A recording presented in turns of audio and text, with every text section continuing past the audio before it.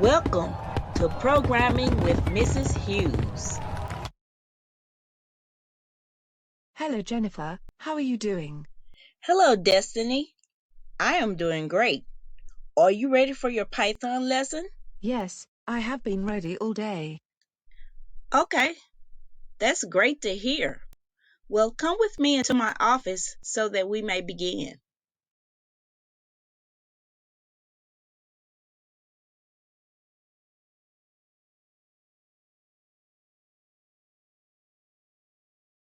Our objective for today is students will be able to create a Python program that uses for loops. Now, what is a loop? A loop is a sequence of instructions that are continually repeated until a certain condition is reached. When I think of the word loop, I get a picture in my mind that looks like this. I get a loop going around and around in a circle. Now there's two types of loops in Python. You have the for loop and we have the while loop. So today we're going to talk about only one, and that's the for loop. The for loop is a loop that repeats a block of code a specific number of times. So in this case, we're not just going around and around and around and around without stopping. We're going to go in a loop for a specific number of times. We might go into a loop for one time. We might go into a loop for 2 times, 3 times, whatever, however many times you set, that's how many times we're going to loop. All right, now our for loop is written like this.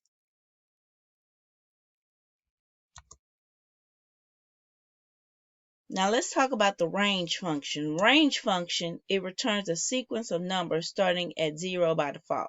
So when we put this inside of our for loop statement, this is going to return a range of numbers, and you're going to set how many numbers you want it to return. You might set it to return numbers 0 through 4, 0 through 20, 5 through 20. It's your decision. You set how many numbers you want it to return. Now the I, the variable I, that's what we call the iterator. It points to an element inside of the range. All right, now let's look at examples of this. All right, so this is our for loop that's called. Now this is saying for every iteration in the range of numbers 0 and up to 4, do something. All right, so our range function can take up to 3 parameters. This is the first example. If we call our range function in our for loop with 1 parameter, the parameter inside the parentheses tells the loop when to stop. So in this case, we have a 4. So we're going to stop at 4. Okay, now we set our, by default, like I told you before, the iterator set at 0. So it's going to go from 0, 1, 2, 3. And it's going to print out the word hello. Okay, so let's look at how our output is going to look. We got hello when I is 0, hello. I is 1, hello. I is 2, hello. I is 3, hello. Now we're at 4, so our for loop is going to stop. It's not going to print out hello anymore. So this is how your output is going to look. You're going to have hello written 4 times or hello typed 4 times. Okay, let's look at another example. This time our range is going to call 2 parameters. The first number tells our loop when to start. The second number tells our loop when to stop. So this time we're going to print out the value of I. Okay, so we're going to start at 5 and we're going to keep looping until we get to 10. So this is how our output is going to look. We're going to start at 5, print out the value. The I is 5, so we're going to print that out. Goes up a number, 6, print out 6. Goes up a number, print out 7. Goes up a number, print out 8. Goes up a number, print out 9. Now our value is 10, so we're not going to go through that print statement anymore because we've reached our stopping point.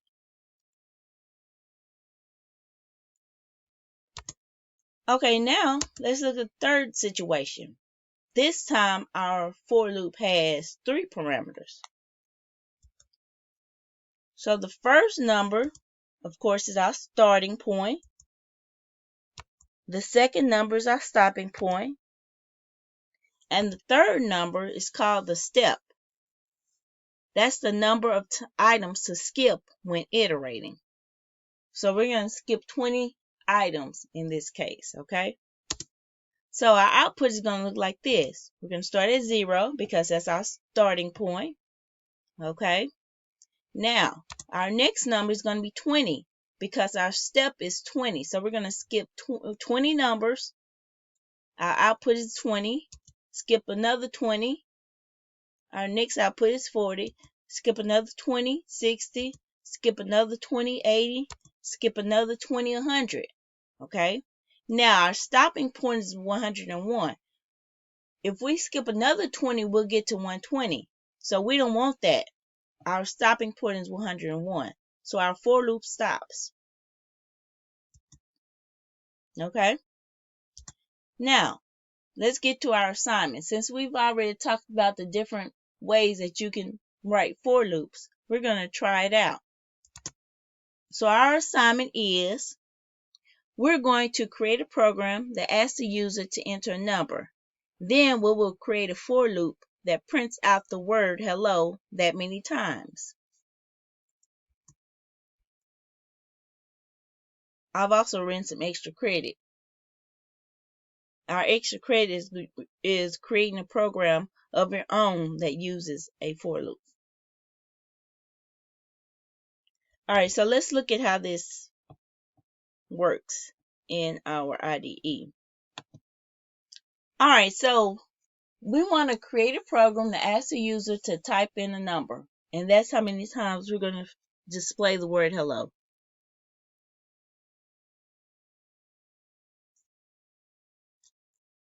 So if we want the user to type in a number, we're going to call the input function. And we're going to type, please enter a number.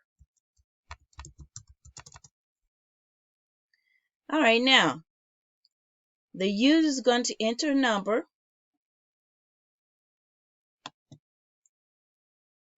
And whatever the user types in, that's a string value. But we want to convert that string to an integer. So we're going to put int in front to convert the string value to an integer. Okay, now that integer, we want to store it inside of a variable called number.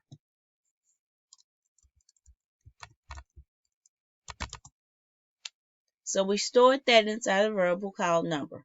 Now we can write our for loop. So for I in range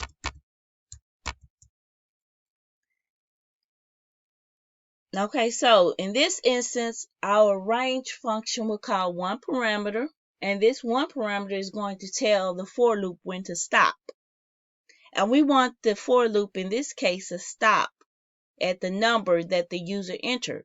So we're going to put number as our parameter.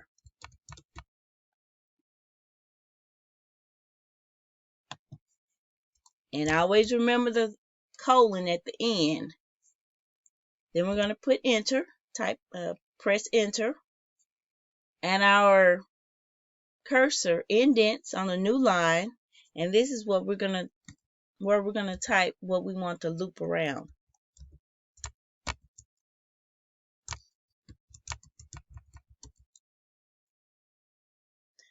All right, so we want hello to be printed out however many times the user entered. Okay, now let's run.